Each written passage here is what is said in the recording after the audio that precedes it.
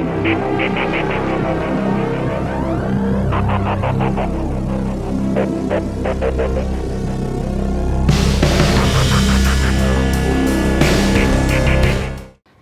अगस्त 1990 तत्कालीन प्रधानमंत्री बीपी सिंह ने बीपी मंडल के आयोगों की सिफारिश को लागू किया और ओबीसी को 27% पिछड़ा आरक्षण मिल गया। और उसके तत्काल बाद उस सरकार को समर्थन दे रही भारतीय जनता पार्टी ने समर्थन वापस ले लिया और भारतीय जनता पार्टी के जो बड़े नेता थे लालकृष्ण आडवाणी, उन्होंने रथ यात्रा प्रारंभ कर दी। और उस दिन के बाद से इस देश में दो तरीके की राजनीति शुरू हुई, एक मंडल की राजनीति और एक कमंडल की राजनीति। मंडल की राजनीति और कमंडल की राजनीति ने पिछले 33 सालों में इस देश में कई तरीके के चरित्र और चेहरे को देखा है। और उसके बाद 2024 में एक बार फिर से जाति आधारित जनगणना या जाति आधारित राजनीति फिर से दोबारा वापस आई है। क्या 2024 में ये जाति आधारित जो राजनीति है वो बीजेपी या कह सकते हैं कि जो मोदी सरकार है उसको पार लगाएगी, या फिर जो कमंडल की राजनीति है जिसके सहारे बीजेपी अब तक राजनीति करती आ रही है उसके सहारे वो अपनी नैया को पार करेगी।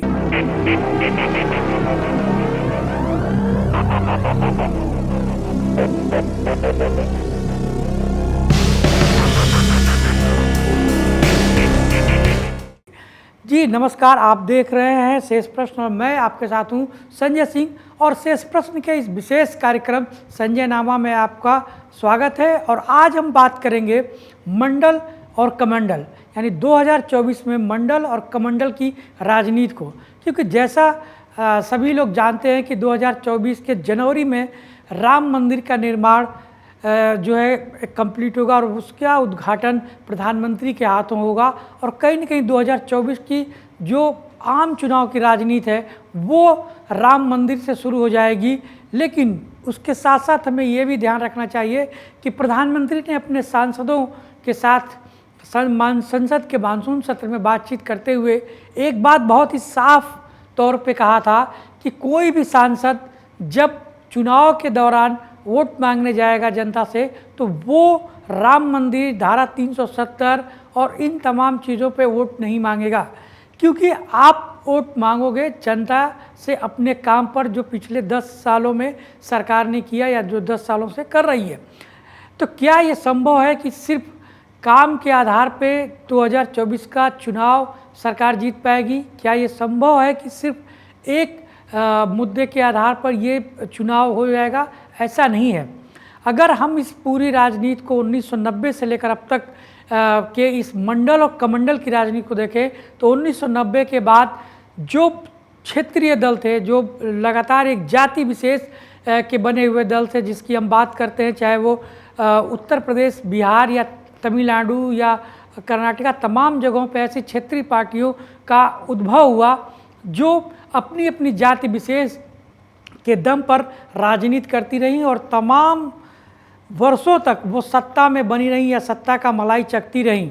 चाहे वो लालू की बात करें, मुलायम सिंह की बात करें, मायावती की बात करें या फिर AIADMK, DMK की बात करें, ये सभी वो विशेष इस जातियाँ थी या कह सकते हैं कि विशेष समुदाय थे जिन्होंने एक विशेष वर्ग की राजनीति को करते हुए आगे की राजनीति को तय किया। लेकिन इस पूरी कहानी में बदलाव इस तरीके से आया कि इस 1990 से लेकर अगर हम बात करें 2014 तक की, तो इस बीच में जितनी भी सरकारें बनी, चाहे वो क्षेत्रीय सरकारें रही हों या फिर केंद्र की सरकारें रही हों, वो अस्थायी ही रहीं।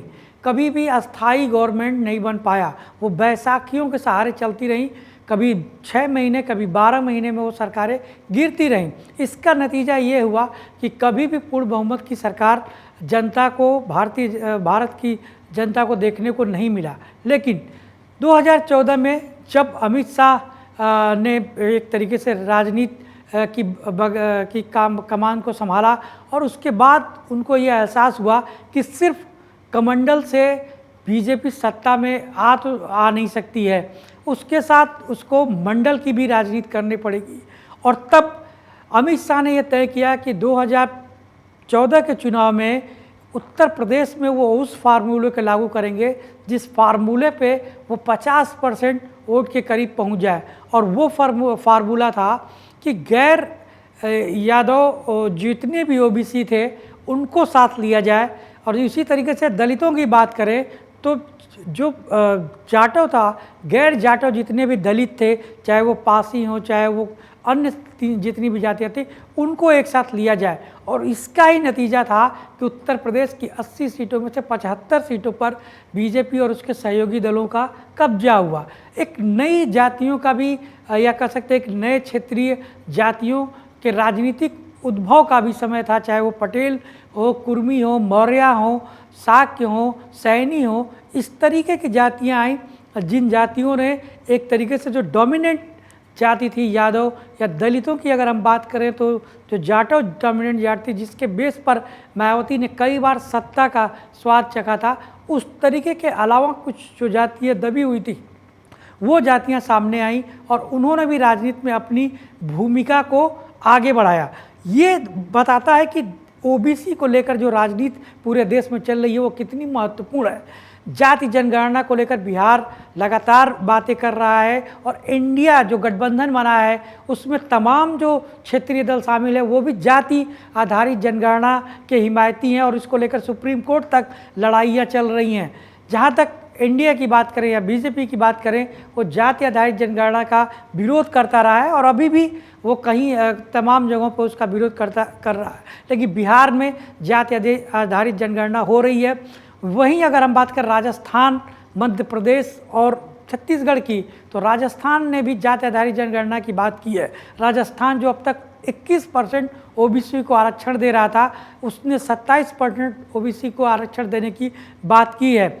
इसी तरीके से अगर आप देखें तो उत्तर प्रदेश को लेकर अभी तक की जो जातियां रही हैं उसमें यादव का जो रहा है ओबीसी जातियों में एक तरीके का दबदबा जो रहा है उसको ख़त्म किया तमाम छोटी जातियों के नेताओं ने, चाहे वो निषाद की पार्टी संजय निषाद की बात करें, चाहे राजभर ओम प्रकाश राजभर की पार्टी की बात करें या फिर अनुप्रिया पटेल की बात करें जो पटेल समाज से आती हैं। तो ये जातियों का विकास इस बताता है कि ओबीसी में कई ऐसी जातियां हैं जो अब आगे बढ़ रही हैं राजनीतिक तौर पे और आर्थिक तौर पे मजबूत हो रही हैं। बीजेपी बार बार आर्थिक तौर पे और सामाजिक तौर पे मजबूत करने की बात करती है उन जातियों को जो कहीं न कहीं पीछे रह गई हैं इन समाज में। और इसी के लिए बीजेपी ने 2017 में एक कमीशन का गठन किया जिसको रोहिणी कमीशन कहा गया।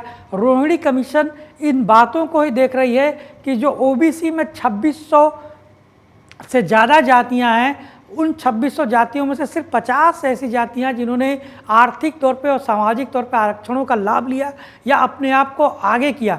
लेकिन बहुत सी ऐसी जातियां हैं जो अभी तक उन आरक्षणों का लाभ नहीं पाई हैं, उन आरक्षणों से वो वंचित रही हैं, वो भी ओबीसी में आती हैं। तो किस तरीके से उनको उन आरक्षणों को दिया जाए, तो रोहिणी आयोग कमीशन की रिपोर्ट अगस्त के इसी महीने में राष्ट्रपति को सौंप दी गई है। लेकिन इसकी संभावना बहुत ही कम है कि वो रिपोर्ट 2024 चुनाव से पहले आएगी, कह सकते हैं कि देश के सामने। लेकिन कहीं ना कहीं एक बात तय हो चुकी है कि इन ओबीसी के आरक्षण को जो कैसे एनडीए सरकार है वो चाहती है कि इसको 3 भागों में डिवाइड किया जाए। जो 27% आरक्षण है उसको 3 भागों में डिवाइड किया जाए, अति पिछड़ा, उसके बाद मध्यम और जो अपर है, और उसको उस हिसाब से डिवाइड करके लागू किया जाए। ये एक चुनौती है। इस चुनौती का क्योंकि अगर आप देखें तो लगातार बहुत सी जातियां ऐसी हैं, उत्तर प्रदेश की बात करें तो मायावती के कार्यकाल से ही 17 ऐसी ओबीसी की जातियां थी जो एससी में जाना चाहती थी, जिसके लिए बार बार जो सरकार जब चुनाव आता है उसके पहले उन जातियों की लिस्ट भेजती है और वो कहीं ना कहीं केंद्र तक आगे खत्म हो जाती है, क्योंकि जातियों को ओबीसी या एससी में डालने का अधिकार केंद्र सरकार के पास है और केंद्र सरकार ही ये तय करती है कि किन जातियों को कहाँ रखा जाए।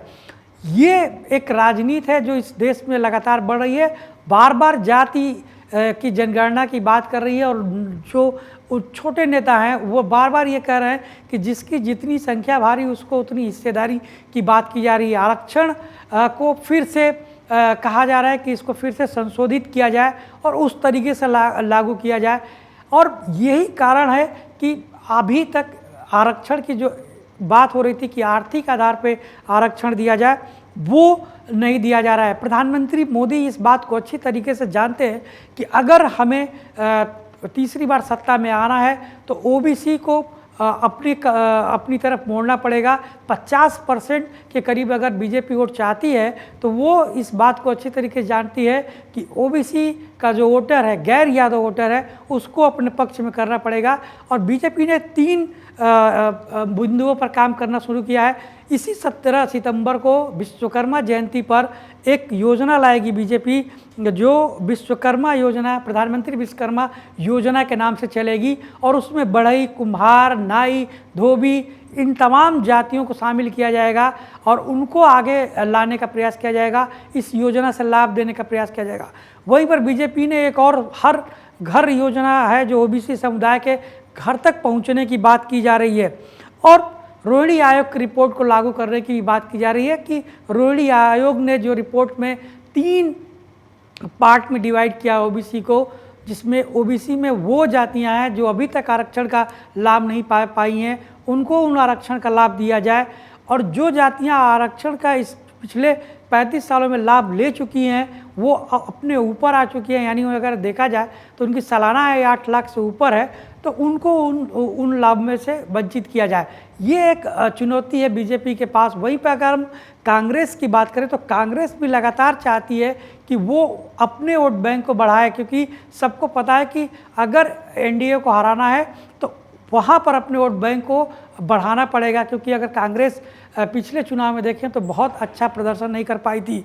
इस बार वो भी चाहती है कि जो जातिगत आधार जनगणना है, जाति की जो जनगणना है, उसको लाने की बात कीजिए। क्योंकि भारत की अगर हम बात करें तो 1931 में जाति जनगणना हुई थी और उसके बाद लगभग 100 सालों के करीब होने जा रहा है और अभी तक जाति की जनगणना नहीं हुई है। तो एक चुनौती भी है। कोरोना काल के कारण इस बार जो जनगणना होनी थी वो भी टल चुकी है। लेकिन बिहार एक ऐसा स्टेट है, उसने जाति आधारित जनगणना कराई है और अब बहुत जल्द ही उसको वो ओपन करने जा रही है। जो जनगणना की रिपोर्ट है उसको सार्वजनिक करने की बात की जा रही है। उसके खिलाफ कई कह सकते हैं कि पिटीशन सुप्रीम कोर्ट में और हाई कोर्ट में था, जिसको सुप्रीम कोर्ट ने मना कर दिया या खारिज कर दिया है। यानी ये तय है कि ये जाति आधारित जनगणना की जब रिपोर्ट आएगी तो ये देखा जाएगा कि उस जाति आधारित जनगणना में कौन सी जातियाँ हैं और कितनी उनकी संख्या है। क्या वो जो आरक्षण अभी 50% तक दिया जा रहा है, उसी आरक्षणों के अंदर उनको आरक्षण दिया जाएगा, या फिर इसको भी बढ़ाने की बात लगातार कुछ समाज से सामने आ रही है, वो भी है। तो 2024 की जो राजनीति है, जिसकी हम बात कर रहे हैं कि मंडल हावी रहेगा या कमंडल हावी रहेगा, वो इस बात पे भी निर्भर करेगा कि ओबीसी को लेकर कौन, ओबीसी जो जातियां हैं या ओबीसी की जो वो जातियां जो अभी तक जो है समाज में छिपी हुई थी, या कह सकते हैं कि जिनको उसका पूर्ण लाभ नहीं मिला, वो किस तरफ जाती हैं। बीजेपी की बात करें तो बीजेपी ने जो सत्ता 2 बार पूर्ण बहुमत के साथ पाई थी, उसमें ओबीसी का वोट शेयर ही महत्वपूर्ण रोल अदा किया था। अगर आप देखें 2014 में तो लगभग 34% के करीब ओबीसी का वोट मिला था और 2019 में वो 44 हुआ था। इस बार अगर हम सिर्फ उत्तर प्रदेश की बात करें तो अमित शाह की जो स्ट्रेटजी है उसमें उन तमाम जातियों को शामिल किया जा रहा है जिनके वोट से वो 50% के वोट को क्रॉस करें और 80 की 80 सीटें जीतने का लक्ष्य पार्टी लेके चल रही है। तो ये एक बहुत बड़ी चुनौती है। जाति आधारित जो राजनीति है इस देश में, वो कहाँ तक जाएगी और किस हद तक इस चुनाव को प्रभावित करेगी। जैसे बात लगातार होती है कि हम आर्थिक तौर पे बढ़ रहे हैं, हम एक देश की बात करें, मोहन भागवत के अभी एक बयान आया था, उन्होंने कहा था कि हमें जातियों में नहीं, हमें एक धर्म और एक राष्ट्र के रूप में आगे बढ़ना चाहिए और ये सोचना चाहिए कि हम सभी हिंदुस्तानी हैं। लेकिन ये संभव नहीं है, क्योंकि अगर आप देखें तो लगातार राजनीति में जातियों को ही लेकर टारगेट किया जाता है, जातियों को ही लेकर कैंडिडेट डिक्लेयर किए जाते हैं और जाति को ही लेकर वोट की राजनीति की जाती है या वोट बैंक की जो राजनीति है वो किया जाता है। तमाम छोटी पार्टियां जो है अपनी जातियों को लेकर आज भी जो है बड़ी पार्टियों के साथ ब्लैकमेलिंग करती हैं कि उनको इतनी सीटें चाहिए। एक चुनौती है देश के सामने कि वो मंडल और कमंडल की राजनीति, क्योंकि अगर कमंडल की राजनीति को देखें तो वो अब पीछे छूट चुका है। राम मंदिर का निर्माण हो चुका है और इसके बाद अब ये जो कमंडल के बाद मंडल की जो राजनीति है, यानी जो जातियों की राजनीति है, उस पर ये 2024 का चुनाव काफ़ी हद तक टिका हुआ है। अगर हम राजस्थान की बात करें तो लगातार अशोक गहलोत उन जातियों को अपनी तरफ मोड़ने का प्रयास कर रहे हैं जिनको अभी तक आरक्षण का लाभ नहीं मिला था, उनको आरक्षण देने की लगातार बात कर रहे हैं। तो ये आने वाले समय में एक बहुत बड़ी चुनौती है जो हमें देखने को मिलेगा। हम आगे भी इस मुद्दे पर बातचीत करते रहेंगे अपने इस कार्यक्रम में और चाहेंगे कि जो भी लोग इस कार्यक्रम को हमारे YouTube चैनल के माध्यम से देख रहे हैं वो अपनी राय, वो अपने सुझाव दे और उस सुझाव के आधार पे इसमें और किस तरीके से हम आगे बढ़ सकते हैं उसको भी देखेंगे। क्या इस देश से कभी जातियां खत्म हो पाएंगी? क्या इस देश से कभी जाति और आरक्षण की राजनीति खत्म हो पाएगी? ये एक चुनौती है जो भविष्य में हमें देखना है। जब हम विज्ञान की बात करते हैं, चंद्रमा पर जाने की बात करते हैं और ये कहते हैं कि हमें वैज्ञानिक अच्छे चाहिए, डॉक्टर अच्छे चाहिए और हमें इंजीनियर अच्छे चाहिए, फिर हम इस आरक्षण की इस दुविधा में लगातार अभी तक फंसे हुए हैं। तो क्या अब वो वक्त आ चुका है कि अब आर्थिक आधार पर जो आरक्षण है उसको लागू किया जाए, न कि जातियों के आधार पर आरक्षण को लागू किया जाए? ये एक चुनौती है जो आने वाले समय में जो भी सरकारें आएंगी उसके सामने रहेगा। लेकिन एक बात बहुत ही साफ और स्पष्ट है कि 2024 का चुनाव जो है वो मंडल और कमंडल के बीच नहीं, लेकिन सिर्फ और सिर्फ मंडल की राजनीति के बिसात पे लड़ा जाएगा और इसी बिसात के खानों में जातियों को सेट किया जाएगा और इन्हीं जातियों के वोट बैंक के सहारे दोनों ही पार्टियां, चाहे वो एनडीए हो या इंडिया हो, दोनों ही इस चुनाव को जीतने का प्रयास करेंगे। नमस्कार, जय हिंद। कितना हुआ?